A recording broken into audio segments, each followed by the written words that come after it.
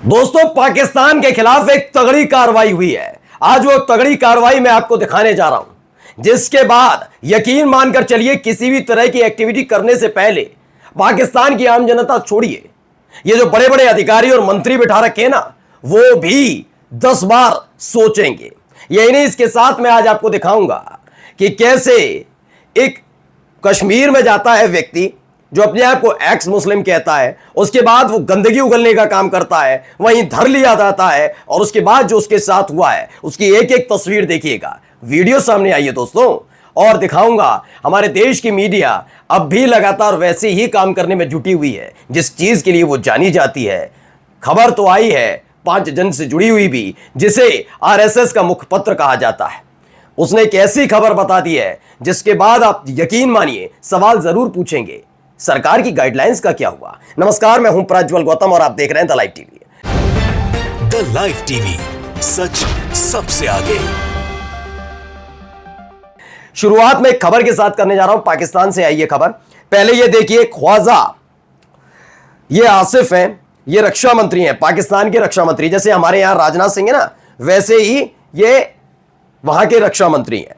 दरअसल इनका जो ट्विटर अकाउंट है भारत में बैन कर दिया गया है। पाकिस्तान के रक्षा मंत्री ख्वाजा आसिफ का एक्स अकाउंट भारत में बैन हुआ है। पहलगाम हमले के बाद लगातार उगल रहे थे जहर, वही काम धमकी देना, गीदड़ बक्की। देखिए, मैं नो डाउट कोई बात करने की जरूरत ही नहीं है पाकिस्तान के बारे में। क्यों नहीं करनी है, मैं बता देता हूं। पाकिस्तान के साथ युद्ध होगा, हमारी कितनी ताकत है, हम कितने ताकतवर, क्यों बताएं, ये पाकिस्तान का बच्चा बच्चा जानता है। जैसे ही अगर भारत की तरफ से एक हमला शुरू हुआ, पाकिस्तान की हवा टाइट अभी से है, तब तो पता नहीं बेचैनी बढ़ जाएगी। वो जानते हैं उनकी हैसियत, उनकी औकात क्या है, वो जानते हैं कि उन पर ताकत कितनी है। वो इसीलिए बार बार गीदड़ बक्की दिखाकर ये डराने और समझाने की कुछ कह रहे हैं, कैसे भी करके रुक जाए, लेकिन वो जानते हैं हालत खराब हो चुकी है, उनकी बर्बादी अब करीब है। तो कुल मिलाकर यही काम करने की कोशिश कर रहे थे, हालत खराब हो गई, बेचारे का ट्विटर अकाउंट बैन हो गया। अब इनके साथ साथ जरा ये भी देखिए, ये एक अनुम फातिमा है, पहले इनका देखिए, एक वीडियो इन्होंने जारी, वाह वाह वाह, ब्रेकिंग न्यूज डाल दी इन्होंने। ऐसे कई मिलेंगे आपको। अनुम फातिमा है, बेचारे अपने पाकिस्तान के लोगों को खुश करना है ना, हमारे पाकिस्तानियों ने कितना बढ़िया किया, बताना है इन लोगों को है। ये मैं कह रहा हूं, पाकिस्तान के बच्चा बच्चा जानता है, हालत खराब हो जाएगी। इन्होंने बताया, पाकिस्तान ने बताऊं क्या किया, इंडिया के राफेल को मार गिराया, एलओसी के पुंछ पर ही मार गिराया, बड़ा अचीवमेंट। ये खबर झूठी है, क्योंकि असली वीडियो इधर रखी थी। मनीष प्रसाद है जो इंडिया टीवी के पत्रकार हैं, उन्होंने ये 4 जून 2024 को, यानी पिछले साल 4 जून को ये वीडियो दिखाई थी, जिसमें कई काफी बैड न्यूज बताई गई थी। नासिक में एक एयरक्राफ्ट क्रैश हुआ था, उसकी एक तस्वीर थी, जिसे ये महिला जो भी ट्विटर अकाउंट चला रही, नाम तो महिला का ही फोटो लगा हुआ है, अनुम फातिमा फर्जी तरीके से पेश कर रही थी। तो देखो इसकी हरकतें, देखो इनके पास बताने के लिए अपना अचीवमेंट है नहीं। अचीवमेंट नहीं है तो क्या करें, एक काम करो कि भारत की कोई तस्वीर उठाओ, कोई एक्सीडेंट की या फिर किसी उन्हीं की कोई अचीवमेंट की, उसे अपने से जोड़ दो कि पाकिस्तान ने क्या। अरे सपने देखना भूल जाओ, सपने भी देख मत, जीत तो छोड़ ही दो, सपने भी मत देखो तुम ऐसे। खैर, अब इनका जरा बयान सुनिए, क्या कुछ कर रहे हैं, पहले इनको सुनिए। हम लोग यहाँ पर श्रीनगर में और पहलगाम में टेररिस्ट अटैक के खिलाफ प्रोटेस्ट करने के लिए आए थे। तो हमने लाल चौक पे एक छोटी सी वीडियो बनाई, जिसमें हमारे द्वारा जो है शायद हमारे यहाँ के स्थानीय लोगों की भावनाएं आहत हुई हैं।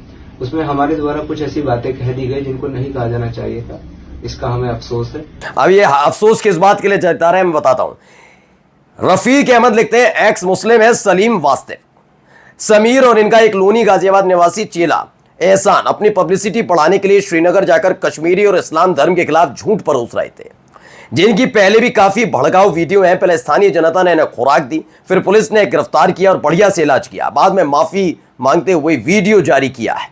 अब माफी मांग रहे हैं। बिल्कुल हमारे देश को एकजुटता की जरूरत है, लेकिन ऐसे कीड़े मकोड़े भी टाइप के हैं लोग जो मानते नहीं है। धर्म के नाम पर गंदगी उगलना इनका पेशा बन चुका है। मैं कहता हूं कोई भी धर्म हो, लेकिन है अपने देश के नागरिक, कम से कम गंदगी फैलाना बंद करना चाहिए। अब आइए अगली खबर। एक कश्मीर में ऐसे लोग भी पहुंच रहे हैं, और कश्मीर में कैसे लोग हैं, और ये जरा देखिए। ये बीजेपी के नेता है, सुरेश रैना इनका नाम है, ये भारतीय जनता पार्टी के प्रदेश अध्यक्ष। वो अब कश्मीर में जा रहे हैं। पहले जम्मू में अमूमन ये राजनीति करते रहे, लेकिन कश्मीर में जा रहे हैं और कश्मीर में जाकर एक एक पीड़ित परिवार से मुलाकात कर रहे हैं। देखिए कवि शजीर लिखते हैं, जम्मू कश्मीर के बीजेपी लीडर रविंद्र रैना जिस दिन पहलगाम में अटैक हुआ उस दिन से हर रोज कश्मीर में शहीद हुए लोगों के घर पर जा रहे हैं, लोगों का हौसला बढ़ा रहे हैं, उनके साथ वक्त गुजार रहे हैं। आप इनकी प्रोफाइल पर जाएंगे तो देखेंगे कि आम कश्मीरी से भी ये बंदा रोज मिलता है। नेता ऐसा ही होना चाहिए, चाहे किसी भी पार्टी में हो। बात नेता ही ऐसा होना चाहिए, कम से कम इस दौर में तो आकर खड़ा हो, और इस दौर में आकर खड़े हो रहे हैं। भारतीय जनता पार्टी के नेता, आप कैसी भी इनसे राय मत अच्छी रखिए, अलग अलग रखी जा सकती है, लेकिन कई ऐसे नेता हैं जो वाकई, आपको मैंने सुनवाया था, एक बीजेपी के विधायक हैं उत्तर प्रदेश की, उन्होंने भी बताया, तमाम अलग अलग जगह बताए, क्योंकि हिंदू और मुसलमान इस समय एकजुट है, पूरा हिंदुस्तान एक है। बस कुछ लोग हैं जिसका मैं नाम लेकर बताता हूं, गोदी मीडिया, गोदी मीडिया, गोदी मीडिया, जिसने गंदगी फैलवाई लोगों के बीच। जैसे अब भी देखो क्या लिखा है जी न्यूज, आज पाकिस्तान की आखिरी रात, भारत का फाइनल अटैक, सुन लीजिएगा, 5 घंटे में पूरा पाकिस्तान खत्म।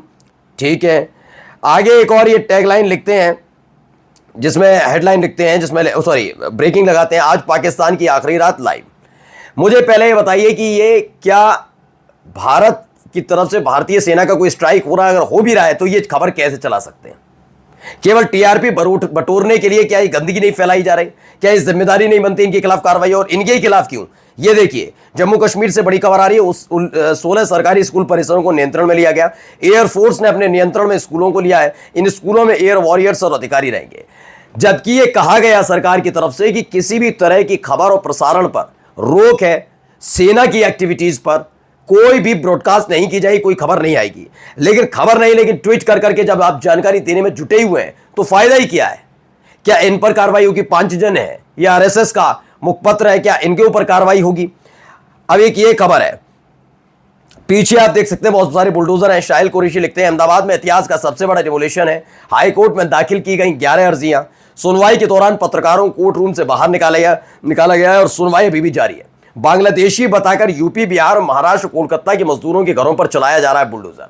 यह दावा किया जा रहा है, ये खबर लगातार आपका अपना चैनल द लाइव टीवी दिखा भी रहा है कि पहले उन्हें बांग्लादेशी बताया गया, घुसपैठिया बताया गया। इस देश की मीडिया ने जो जो गंदगी उगलनी थी उगली, बाद में जांच के दौरान उनकी परेड भी निकाल दी, सब कुछ किया, और बाद में पता लगा नहीं, वो तो उनके पास पहचान, कोई बिहार का था, कोई कहीं का था, कोई बिहार का, उत्तर प्रदेश का था, अलग अलग जगह का था। बाद में अब क्या हो रहा है कि उनके मकान दुकान गिराने की तैयारी हो रही है, काम किया जा रहा है। एक बयान आप जानते हैं कि सनातन जो परंपरा मानने वाले लोग हैं, हमारे यहां शंकराचार्य को भगवान का दर्जा प्राप्त है, और एक शंकराचार्य 4 में से अभिमुक्तेश्वरानंद सरस्वती जो मुखर है, और वो लगातार हर मुद्दे को उठाते हैं, वो चाहे किसी से भी जुड़ा हुआ मुद्दा। और राहुल गांधी का भी एक मुद्दा था अभी हाल में, वो उठाया था उन्होंने, तब इनको अच्छा लग रहा था सारे अंधभक्तों को। इससे पहले महाकुंभ का मुद्दा उठाया, बुरा लगा। जब राम मंदिर के शिलान्यास का जिक्र हुआ था, उन्होंने कहा था मुहूर्त शुभ मुहूर्त पर होना चाहिए, तो बुरा लग गया था अंधभक्तों को। अब ऐसे ही संगीत कुमार रागी, काम इनका संगीत कुमार रागी क्या है वैसे बताया जाए, ये बीजेपी से जुड़े हुए हैं नहीं, गारंटी नहीं, लेकिन जब जब न्यूज चैनल पर आते हैं तो अपने आप को विश्लेषक बताते हैं। अब कितने अच्छे विश्लेषक है सोचिए। ये अभिमुक्तेश्वरानंद सरस्वती के लिखते हैं उमेश पांडे जी हैं, क्या जो गोरखपुर यूनिवर्सिटी में एनएसयूआई की टिकट पर छात्र संघ का चुनाव लड़े थे और हारे भी थे? यदि हां तो बताने की जरूरत नहीं कि वेटिकन वालों के साथी है। ये संगीत रागी, अब सोचिए अंधभक्ति का क्या क्या चरम है, क्या टॉप है, कि आपको हिंदू राष्ट्र बनाना है, हिंदू राष्ट्र की बात करनी है, हिंदू राष्ट्र का राग लापने वालों का साथ देना है, अपने आप को विश्लेषक भी बताना है, तमाम चीजें, इतिहासकार भी बताना है। लेकिन ये आदमी एक पार्टी का सपोर्ट इस लेवल में करते हैं कि अपने ही धर्म के ऐसे व्यक्ति जिन्हें कहा जाता है भगवान, शंकराचार्यों को, उनके लिए इस शब्द का इस्तेमाल कर रहे हैं। कि कहते नहीं फिल्म का डायलॉग है, क्या गुंडा बनेगा रे तू, तो मैं कहूंगा क्या हिंदू बनेगा रे तू।